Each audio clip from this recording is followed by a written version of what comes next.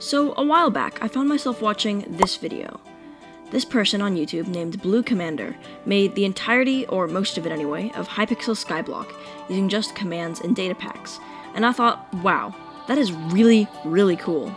And recently I've been exploring command blocks myself, and I thought, what if I could do something like that? Obviously, I'm not like a really big Hypixel Skyblock fanatic, so I thought I could do it with a different game mode. People who have been watching my channel for a little while will know that I'm pretty interested in Bed Wars. So this is episode 1 of my series on how I made Bed Wars entirely with command blocks. Enjoy!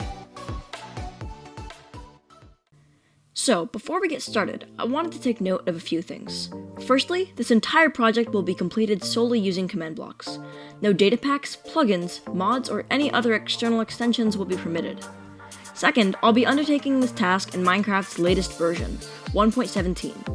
While this isn't the most ideal for PvP, commands in Minecraft version 1.8 are extremely difficult to use and have many more limitations, to the point where it may be impossible to complete this task at all without using modding.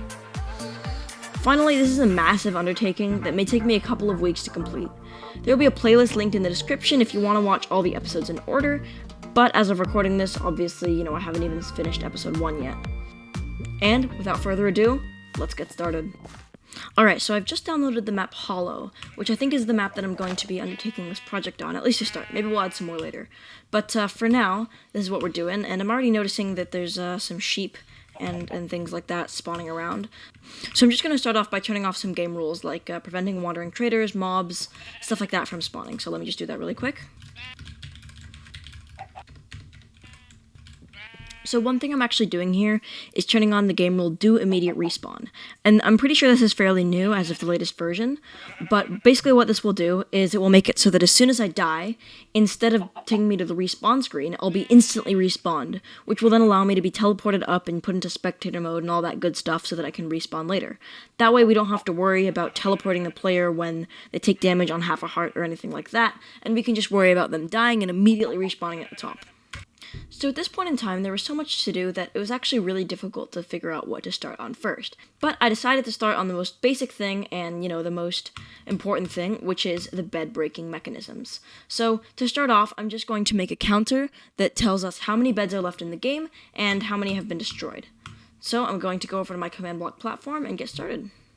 So after a little bit of thinking, I realized that this is actually a bit more difficult than I first anticipated. What I actually need to do is make an individual scoreboard for each bed, telling whether it's alive or not. Then, I can add together all the scoreboards to get the total number of beds that are remaining in the game. 20 tedious minutes later, I have now finished all of the scoreboards for every single color bed. I actually have to go in and change all of the different color beds. Hang on, let me just go do that. Alright, now it should all be working. I've added the different colored beds to each island. And now I just need to add one team member to each island because currently I'm in a single-player world, and I'll probably end up needing to get some other people to help me test some certain things as I go, but for now I'm just going to summon some armor stands to act as players so we can give this a test run. Alright, so now that we have all of our team members, each on their respective teams, we can finally test this thing. So I've set it so that once the red bed is still there, it should appear in the sidebar on Mr. Redman's team here. So let's just give it a quick test. Well, that's a bit unfortunate. Let me do some troubleshooting. Okay, I found out the issue. The command blocks are targeting players, not armor stands, so let me just change that really quick. Alright, there we go, and already we can see my chat being just demolished by these messages. So, like, if I type something, it's just gone. Okay, let's hold on. There we go. Now my chat is gonna hopefully clear, but as we can see, this is working. Okay, so I've gone ahead and removed Red's bed, and as you can see, this is no longer active. So if we just teleport over to Red's bed and place it back, then hopefully we should see the score go up. There we go.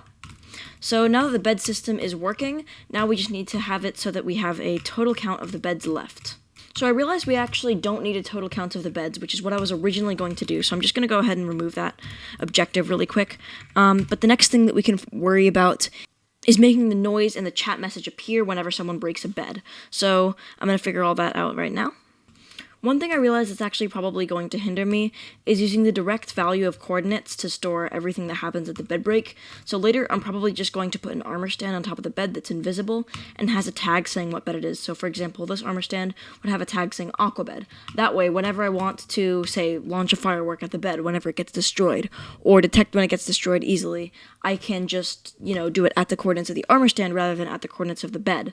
And that will also make it easier to make other maps so that the armor stands just teleport to a certain area and then I don't have to change the limits. So if I end up making other maps, I'll probably change that, but for now the coordinates will work just fine.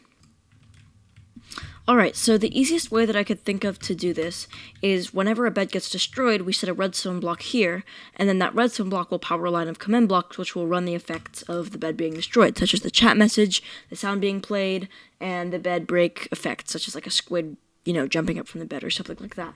And I know this is a bit janky using redstone blocks instead of just, solid command blocks, but I couldn't think of a very good way to do it since we have to check every tick whether the bed is being destroyed or not, but we can't run a command every single tick if the bed is destroyed, so we just set the redstone block which will run the command one time. So each of these gold blocks represents, or these bean blocks I should say, the new 1.17 gold blocks do look like bean blocks quite a lot, it's quite funny. Anyways, these new blocks represent where the redstone blocks will go, so then for example I could put a series of command blocks like this, and then that way they would all run whenever there was a redstone block right there. So hopefully that will work, and then I'm going to work on the next part, which is going to be displaying the message for each bed and also playing the sound to each player. So let's get started on that. Alright, so I set up the dragon roar sound effect. Let's test this really quick by breaking a bed. So let's see, if we break Aqua Bed, hopefully. There we go, that's perfect. Alright guys, so I now believe that I've added in the message successfully for when you break the bed, so let's give it a bit of a test. There we go. I do actually need to add some extra lines on the outside of this so that there's a little gap, which I think is what happens in regular Bed Wars. So let me just do that really quick. Alright guys, test number 2. There we go, that is looking much, much better. So now if I type something, yeah, that looks perfect. Alright, so now that we've got that down, I think all we have to do is to go ahead and replicate that for every single base. So now's the difficult part, is currently I've just set my name to being red, and I've just set it to say Ducky, but I need it to be whichever person broke the bed, and I also need it to be in the color of the team that they're on. So this is going to be a bit of a challenge, and then I also have to replicate that for every single bed, which should be pretty simple. So first I'm just going to replicate it for every single bed, and one thing that I really like to do when I'm not too sure what to, how to proceed with commands, I'm not really too familiar with the JSON text format, which is how you would need to do this color-wise and stuff like that. So what I'm going to do is going to the subreddit r/Minecraft commands. So shout out to the subreddit if you haven't checked them out. They are amazing. They do some incredible stuff there. Everyone in that community is super talented with commands. If you ever need any help with any of your command block creations, just head over to r/Minecraft commands and ask. I guarantee you, if it's a simple question, such as mine, someone will answer it within 30 minutes, almost every single time. I guess it depends what time you're asking it on, but yeah, so that's what I'm going to do, and yeah, I'll check back with you guys once we've got that sorted. Alright, so I've made it so that every bed is as functional as the Aqua Bed that we saw in the previous clip. So as you can see, when I break this bed, it says gray bed, it's in the correct color, I'm on the green team, and everything is working exactly as it should. So I think the next thing that I want to go ahead and start working on is going to be the generators. Now the generators are actually really complicated. There's 4 different upgrades you can get: Iron Forge, Golden Forge, Emerald Forge, and Molten Forge. And if it was like 100 or something, I'd probably just make some scoreboard with a list with all of them on it, but that would be quite complicated. But because it's only 4, I can probably just get away with hard coding in each individual one. So the Iron Forge will increase the generator by 50%, Golden Forge increases it by 100%, Emerald Forge adds emeralds, and Molten Forge increases it by 200%. So that's all I have to implement, but let's start off without any upgrades and just making the forge work. Alright, so I went ahead and made a mock-up of what I think the generator is going to be. So currently, when I stand inside of it, I start to get my iron and gold at the pretty normal rate. This is actually exactly the same as how it is on Hypixel. I actually did some testing before I made this, and you get 1 iron every 2 seconds and 1 gold every 8 seconds. So that means that for every 4 iron you get 1 gold, and as you can see, the rates look pretty normal, they look pretty accurate. So, the next thing that we are going to focus on is making diamond and emerald generators work. Now, you might be wondering, why don't you focus on upgrades? Well, I'm actually going to do diamond upgrades in a separate video, probably episode 2 or 3, so stay tuned for that, subscribe if you're not already, and let's begin the diamonds and emerald generators. So I think one of the most challenging things that I'm going to have to face when I do the diamond and emerald generators is the fact that they upgrade slowly over time. This means that I'm going to need a timer, and I'm also going to need a armor stand above the generators that has a custom name that is constantly changing to fit the time, which is going to be quite difficult, I think. So we're going to have to figure that out. And the second thing is going to be the spinning item.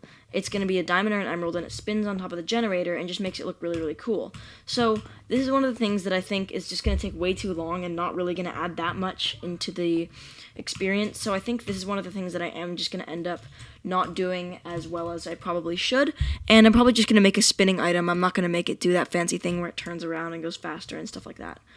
So yeah, let's start off with the basic generation where it spawns every few minutes. Alright guys, after some more testing, I've determined that at Diamond 1, the first level of the diamond generator, diamonds will spawn every 30 seconds. And at Diamond 2, diamonds will spawn every 23 seconds, and at Diamond 3, diamonds will spawn every 15 seconds. So let's go ahead and implement that. 1 day later. So now what I've done is made it so that every time this timer in the right side of the screen reaches 600, a diamond will spawn. That corresponds to exactly 30 seconds. And basically what that will do is say every 30 seconds, a diamond will spawn. Which is great and all, except there's a few problems with this. Number one is I need to divide that number by 20, which is the number of seconds that it is. 600 divided by 20 is 30. And then I need to display that number above here. So as you can see, this is actually about to reach 600, and then another diamond should spawn. I just picked it up, but it just spawned. And then the second problem is that there's no limit to how many diamonds can spawn. So for example, if I come over here, in regular Bed Wars, you can only have 4 diamonds in each generator at a time. But right now, if I pick it up, as you can see, there's 5. And the same thing happens with the generators in the bases. So if I just head over to here, and if I look at how many resources are going to be in here, there's probably going to be way more than there should be. And in that case, actually, there was exactly as many as there should be. But in general, there's more than there should be if you leave it for too long. So I need to, A, come up with a little armor stand thingy that will display how much time is left for the diamonds to spawn and what tier they're on. I also need to get the tier thing working, and finally I need to add a cap to the amount of resources that can be in one generator at once. And then I think with that we'll be ready to end off the episode. So let's finish off those 3 things. Okay, so I think I fixed the issue of the diamonds spawning when there are 4 or more diamonds in here. So let's just see, as soon as this hits 600, we can see from this little NBT data right here that there are 4 diamonds in this stack right now. So as soon as this hits 600, if another one spawns, then I've failed and I have to go back to the drawing board. Alright, well, we'll figure something out. I have tried so many things on this thing, and I fixed so many bugs, and I swear if this doesn't work, I'm going to lose it. Come on. Please spawn a diamond. I have spent so long on this, it hurts my brain. I don't know what else to try. I thought it was because of this Minecraft thing here. I just said ID equals diamond when it should be ID equals Minecraft diamond. I've tried so many things. I don't know what's going wrong. It's not even spawning the diamonds anymore. In case you couldn't tell, at this point I was on the verge of insanity. So I decided to call in my friend and command block extraordinaire, Mystical Apple. Go in sync. And then over here on this third one we say if the nearest player's score diamond timer equals that same player's score diamond tier. Yeah, so if it equals 600, right? Then it's going to be reset to 0, right? Where? Okay, so if score, okay, so I see the problem here. So this command sets it back to 0 before this one runs. So when this one runs, it's not going to be 0 anymore. Which means that this one would also have run. Right. Since this one would be 0, and so this one would also have run, it would have set it back to 0, so this one won't run. I know what happened. I changed it to, so previously I had it set to 599, so that wouldn't happen, instead of 600. And then I was like, wait a second, I Okay. need it to be able to change as the tiers increase. So then I just set it to diamond tier, but I forgot why I did 599. Yeah. And then I found another bug where I had said ID equals diamond instead of ID equals Minecraft diamond, which is why it wasn't working. But then I changed the other thing. Okay. And Like, if you switch around the order of these two. so if I just, well, all these four are the same, just with different armor stands. And then I delete this one and replace it with this, and then I delete this one and replace it with this. Let's see if this works now. If we come over to the diamond generators. It works. Yes, it works. Oh, thank goodness. Okay. Okay. And then let's see if it works when there's 4. So now we just have to wait about Yeah. a minute and a half for there to be 4 diamonds there.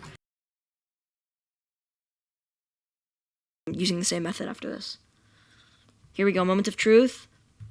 Come on. Oh, it works. So are there 4 diamonds in there? Yeah, there's 4 diamonds and it didn't, and another one didn't spawn. Thank you so much. All right. Bye. Bye. So the next step was to make the timer on top of the diamond generator. This step was actually pretty straightforward. The only thing that I needed to do was transform the diamond timer into seconds from ticks, which just meant dividing it by 20, and then make an armor stand that has that name and display it above the diamond generator. Then, after that, I just had to make it count down instead of count up. Or so I thought. It turned out to be about 1 billion times more difficult than I first anticipated. Like pretty much everything in this series. Alright guys, so it's the next day and I have an idea how I'm going to do this. I was finally able to get this scoreboard variable diamond timer show, which is the one that's going to appear on top of the diamond generator, to appear in numbers instead of ticks. And all I should have to do is get it onto a sign and then transfer the information on the sign into the armor stand's name. So let's get that done. Alright, I finally managed to make this countdown working. Almost. You might have noticed that it's actually, it's counting up. So, it took a long time to do, but we just need to make it so that it counts down, which should be pretty simple. And then I think we can end off the episode. I have spent so long on this episode, at least 8 hours, so please, if you want to show support for the new series, leaving a like would really, really help me out, and I would really appreciate it. And if you subscribe, then you will be notified when I upload the next episode to the series. So let's get this finished, and we'll end off. Oh no. Oh, what have I done? Alright guys, as you can see, it finally got it to count down successfully. And as soon as it finishes counting down, then it will go back to 29. So, let's recap what we've done so far in this episode. We've gotten a mostly functional iron and gold generator. We still need to add some upgrades to it, but that will be done in a future episode. We've got a working diamond generator with overflow capacity so that it won't go over 4 seconds. And we've also got a working diamond generator timer. We have made a fully functional bed breaking system. And finally, we've laid out the foundations for so many things in episodes to come, which I didn't really go over because it's really command blocky and boring and no one would really understand it. But it will definitely become relevant later in episodes. So, thank you so much for watching. Again, leave a like and subscribe if you want to watch the future videos. If this video hits 25 likes, then I will make episode 2. So, thank you so much for watching, and I will see you all in the next episode of How I Make Bed Wars with Command Blocks.